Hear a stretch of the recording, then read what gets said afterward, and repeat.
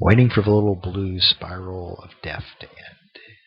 So I don't know if this is actually recording or not.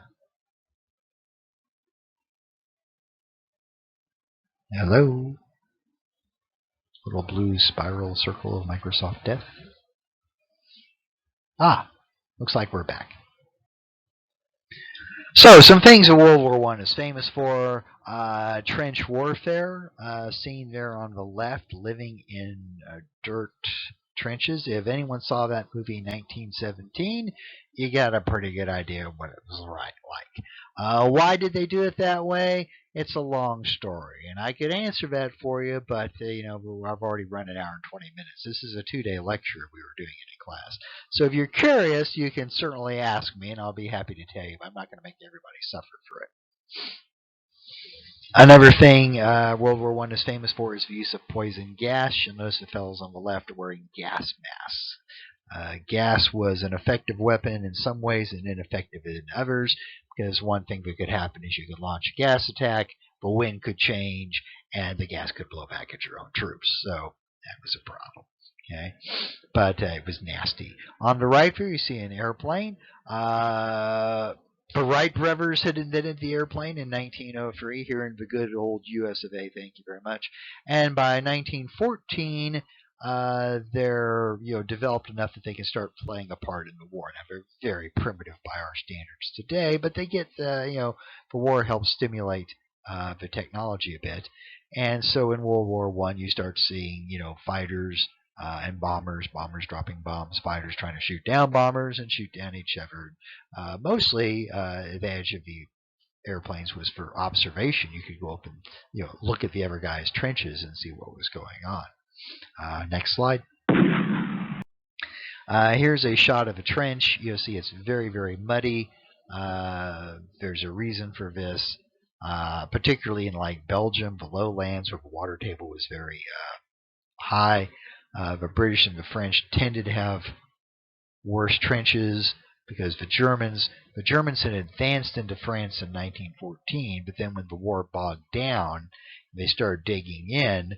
The Germans, of course, were willing to give up some French territory to dig in on the higher ground. So when the Germans decide, well, it doesn't look like we're going anywhere, let's dig in, they say, well, let's dig up there on the ridge where the water flows off.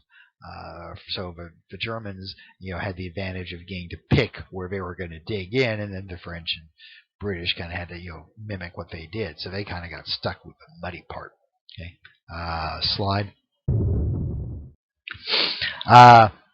This is in Belgium. Ypres, I believe is how you pronounce it. I don't speak Belgian or Flemish or French. I've heard it pronounced different ways. But Winston Churchill once said you can pronounce foreign words any way you wanted, so we'll call it Ypres. You see the trees have just been stripped bare by all the shelling.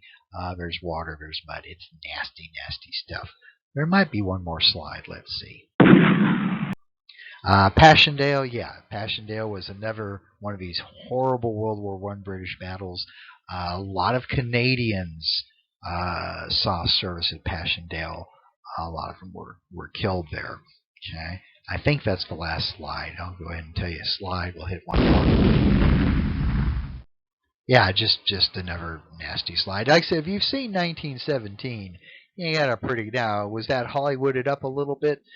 Not so much for terrain. I mean, lots of mud and craters and dead bodies. That's really seemed pretty accurate in that regard. I think that's all I've got on World War I here. Let's see if there's any more slides. Just Germans marching. All right. That's all I've got on World War I. Now, I know this was long. It's coming in here at 1 hour and 25 minutes, but that's actually about 2 days of class, which is normally what we would spend on this. So, advantage here is you can watch it at your convenience. You can hit pause. You can go have a soda and come back and watch the rest of it later. I should have told you that at the beginning, I guess, but we'll work on that in the writing part. That's all I have for now. I'll put some stuff up on Canvas to go with this. including what I intend to do to have some kind of class presence. But I thought I would do this first because I knew this would take the longest and would be most likely to run into some kind of technical difficulty. So the trick now is to see if I can find a way to put it up on Canvas where you can watch it.